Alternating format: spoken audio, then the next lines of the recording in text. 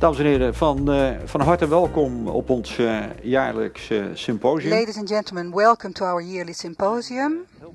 I'm very happy that you have come here, also because this subject is, I would say, is very close, very near to us, and in some or another way we are all forced to think about it in a very profound way. The whole issue of human rights is not something new. When you look into the history, then this problem, you could say, as long as humanity is thinking actively, it has always played an important part in the history of mankind.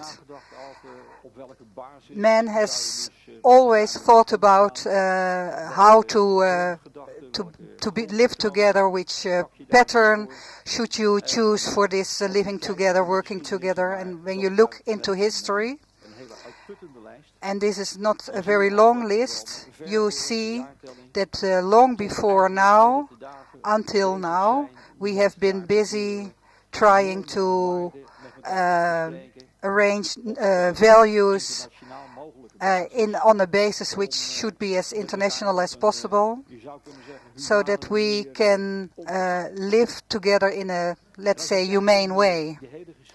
When you look at this history of human rights and the laws around it and the arrangements around it, then you can see that unfortunately it's usually being discussed after, for example, a war, when things have gone really wrong.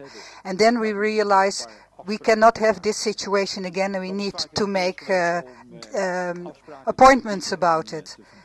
So it is important to improve these appointments because there were living circumstances that were not guaranteed. You can see that kings lived in feudal systems, and there were motives for them not to give rights to others. So it is a very large field of issues. And for now, in this time, or our history, you can see the people who have tried to do something about it, like our William of Orange or Gandhi in a more recent period. Now the challenge that we have now is that if you look at the basis on which you want to live together, what ideas, what starting points do you want to take? And then you see that rights and obligations are items that we use a lot, but there is a big disadvantage to this idea of rights and because if you think you have rights and if you want to get these rights, then you want to force it, you want to force others to get them. And if you talk about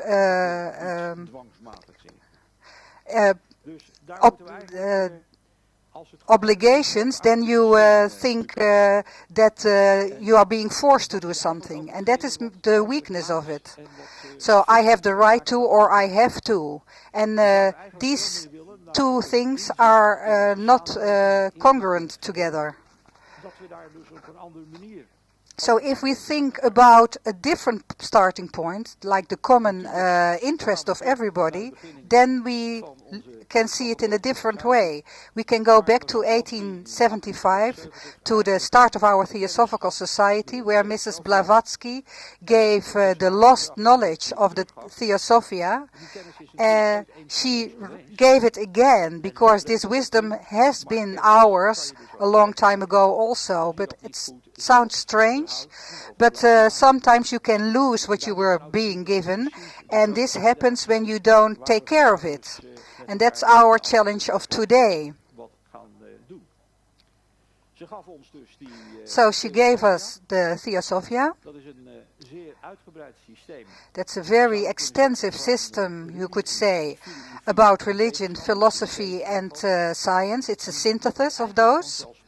And actually it goes without saying that from this vision there is a universal ethic that is being developed from that. And that's different from making laws.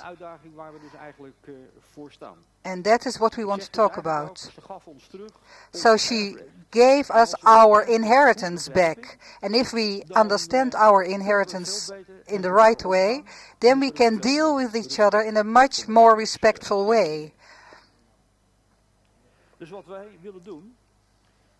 So what we want to do from these universal patterns, which is the basis of the whole universe, from this idea of unity, the perspective of unity, we want to see what is normal, how could we respect each other and deal with each other. Usually this is translated to rights and obligations, but when our 2 days are successful, we could raise above this limitation of rights and obligations. And we can talk from a moral way of looking at things, which we have developed ourselves. So,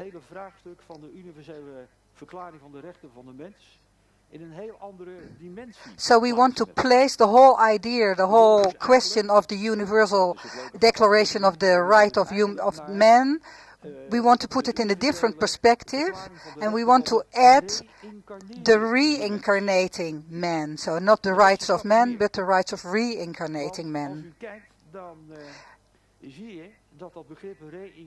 You see that this idea of reincarnation adds a very important dimension.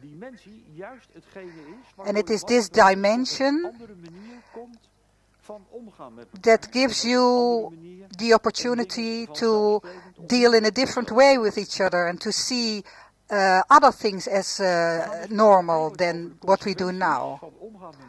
So the consequences of dealing with each other in more than one life. So the time factor changes.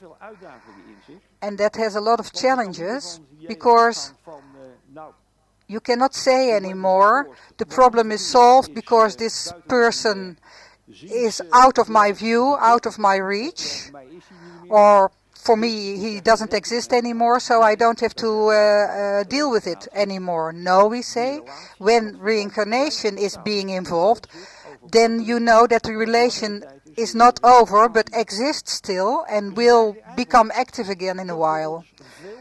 So you will also see that we have to realize that these aspects take more than one life, and our thinking, our consciousness should be trained by us to think in longer time dimensions, wider time dimensions. So you must realize that your enemy of today will be someone you will meet in the next life again.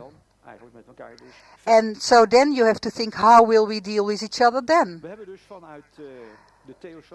From the Theosophical background, our working group has been thinking about this universal rights of the reincarnating man, and we have tried to elaborate on that, and we formulated a form of which we hope that you can work with that.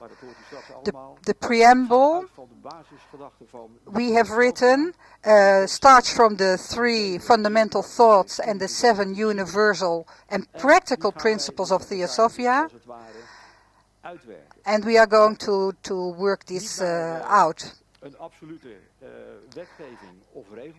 The idea is not that we are going to make new rules or laws, because we all grow, our consciousness grows all the time, our insights grow. So our rules should be as dynamic as our own growth. Reincarnation after reincarnation. There is, of course, free will. And in the physics, you also see free elementals also. So in our way of dealing with each other, we need to find methods to stimulate each other in such a way that the freedom of behavior does not limit the freedom of behavior of others. So we will start with a kind of realization to build this up in the coming days and work with this idea, this notion of universality. This year we want to give the conference a more dynamic atmosphere. We are very happy with the people who are listening and watching this symposium over the internet, but we also want to stimulate the dynamic to give these 2 days shape these 2 days, and that's why after the introduction, that gives us the principles of what we have learned, what we have studied for you. So we explain that to you, and then we have a workshop, and we ask you to work with this principle together with the workshop leaders to see what it means and what we can do with it. And then the result of the workshops will be spoken about by the person who also gave the introduction, and will be put into a deeper context, which we have already prepared for you. So it's very important to realize that we ask and expect a lot from you in those 2 days, and feel free in the subject. There are many, many sides to it, and we are prepared and willing to share this in the workshops together. And we hope that the principles that are the basis of it will be activated with you. It's in you, it just needs to come out. The next speaker who will give the first introduction is Linda van Noort. Linda, please. Ik zou zeggen, ga je gang. Ja.